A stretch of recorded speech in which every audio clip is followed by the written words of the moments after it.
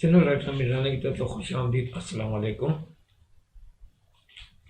आज जो स्क्रिप्ट में आपके खिदमत में पेश कर रहा हूँ, ये एक रक्षा ड्राइवर की कहानी है। इसका नाम भी है रक्षा ड्राइवर। ये अ, समा टीवी पे एक सीरीज़ आ रही थी, ऐसा भी होता है। उसमें ये मेरा ड्रामा 9 सितंबर 2017 को बरोज़ हफ्ता रात 11:05 पर ये ऑन ईयर हुआ था। ऐसा भी होता है मैं रक्षा ड्राइवर के नाम से, अगर आप चाहें तो उसको देख सकते हैं। रक्षा ड्राइवर आप 2017 19 सितंबर 2017 को सर्च करेंगे समा टीवी पर, तो ऐसा भी होता है सीरीज़ है, उसमें रक्षा ड्राइवर के उन्वान से आपको ये मिल जाएगा ड्रामा, तो आप उसको देख सकते हैं अगर देखना चाहें तो ये रक्षा ड्राइवर, ये एक बहुत अच्छी कहानी है। आप इसको सुने, मज़ा आएगा आपको। स्क्रिप्ट में इसका सुना रहा हूँ आपको। तो इसमें जो किरदार हैं वो एक है करीम उस्ताद का नाम है। ये एक गरीब रिक्शा ड्राइवर है, रिक्शा चलाता है, ईमानदार और मेहनती आदमी है, नमाजी परहेजगार है। ये इसकी कहानी है। दूसरा किरदार जुलेखा बीबी है, 40 साल की उम्र है, करीम की बीवी है। ये घरेलू खातून है, किफ़ायतशुआर और शरीफ नफ्स है। तीसरा इनकी बेटी है, 22 साल की, करीम की बेटी है, खूबसूरत है, शरीफ नफ्स है। चौथा किरदार है नसीम खाला का, 65 साल की जुलेखा खाला है, बूढ़ी औरत है, नेक खातून है, 1-2 इंच की ज़्यादा नहीं है।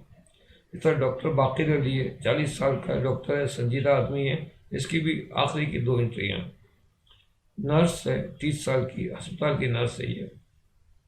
मंजूर हसन 35 साल का है, अस्पताल में अकाउंटेंट है।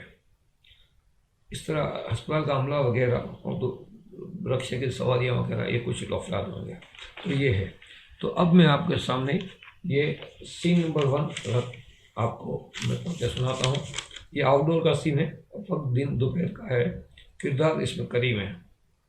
मकाम मस्जिद के बाहर का मंजर है। नोट, ये सीन आगे सीन नंबर 13 से मुंसलिक है। यानी ये सीन जो है ना, सीन नंबर 13 का है। हम इसको पहले दिखाते हैं ताकि एक कहानी का तजस्सुस सामने आ सके स्क्रीन के लिए। तो ये सीन नंबर 13 पूरा दिखाया जाएगा यहाँ से। वो ये है कि इसमें करीम रक्शे की पिछली सीट पर पड़ा शॉपिंग बैग देखता है। इसकी रक्शे की पिछली सीट पे वो मस्जिद के पास खड़ा है। मस्जिद के पास खड़ा है, रक्षा नमाज के लिए रुकता है, तो इसकी नज़र पड़ती है पिछली सीट पे जहाँ एक शॉपिंग बैग पड़ा हुआ है। शॉपिंग बैग में नोटों की गड्डियाँ हैं। करीम सोचता है तो सीन नंबर 12 के फ्लैशबैक में जाकर पता चलता है कि मंजूर हसन इसके रिक्शे में बैठा था। इसके हाथ में 2-3 शॉपिंग बैग्स थे। इनमें से वो एक रिक्शे में भूलकर चला गया। इस शॉपिंग बैग में नोट हैं, काफ़ी ज़्यादा नोट हैं। करीम शॉपिंग बैग उठाए मस्जिद के अंदर जाता है। अब सीन नंबर 14 है। इसमें करीम दुआ कर रहा है, जहाँ उसकी अपनी मनफी और मुस्बत सोचें हैं उसे परेशान कर रही हैं। वो अजीब कशमकश में मुब्तला है।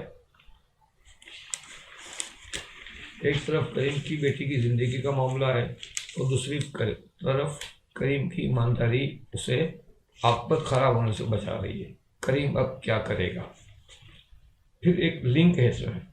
वो आपने ऐसा भी होता है, वो सीरीज में देखा हो तो उसमें लिंक में एक अनाउंसमेंट आती है।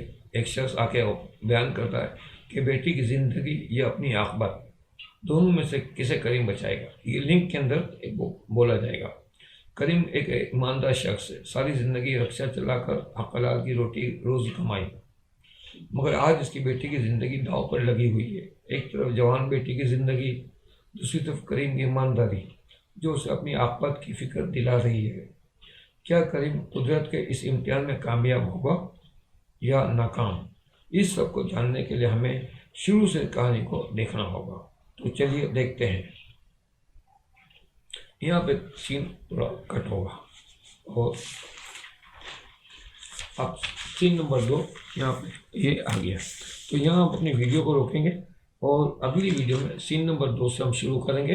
तो अगली वीडियो तक के लिए इजाज़त दीजिए। अल्लाह हाफ़िज़ व नसीब।